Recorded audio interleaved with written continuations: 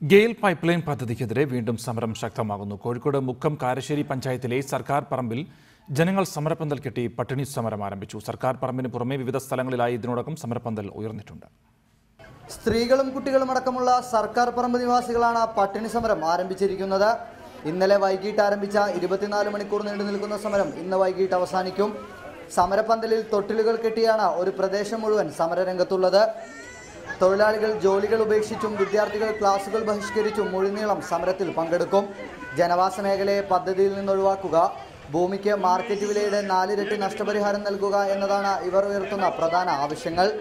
ഇവിടെ ന്യായമായിട്ടുള്ള ആവശ്യങ്ങൾ അലൈൻമെൻറ്റ് മാറ്റുന്നതടക്കം, പിന്നെ അതുപോലെ തന്നെ നിർബന്ധമായി ഭൂമി ഏറ്റെടുക്കുകയാണെങ്കിൽ അതിൽ മാർക്കറ്റ് വിലയുടെ 4 ഇരട്ടി കൊടുക്കണം എന്നുള്ള തികച്ചും ന്യായമായിട്ടുള്ള ഈ പ്രദേശത്തെ ജനങ്ങളുടെ അവരുടെ ജീവനും സ്വത്തിനും സംരക്ഷണം നൽകേണ്ട ഗവൺമെൻറ് ഈ സമരം കണ്ടെങ്കിലും ഒരു ചർച്ചയ്ക്ക് തയ്യാറാവണമെന്നാണ് ഈ നാട്ടുകാർക്ക് പറയാനുള്ളത്.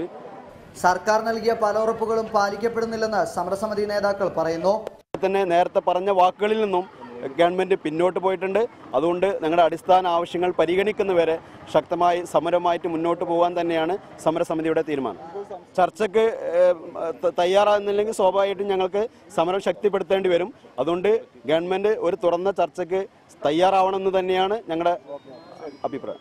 സമരസമിതിയുടെ ആവശ്യങ്ങൾ പരിഗണിച്ച് സർക്കാർ വീണ്ടും ചർച്ചയ്ക്ക് തയ്യാറാകണമെന്നും സമരസമിതി ആവശ്യപ്പെടുന്നു. മുഹമ്മദ് അസ്സർ, റിപ്പോർട്ടർ, കോഴിക്കോട്.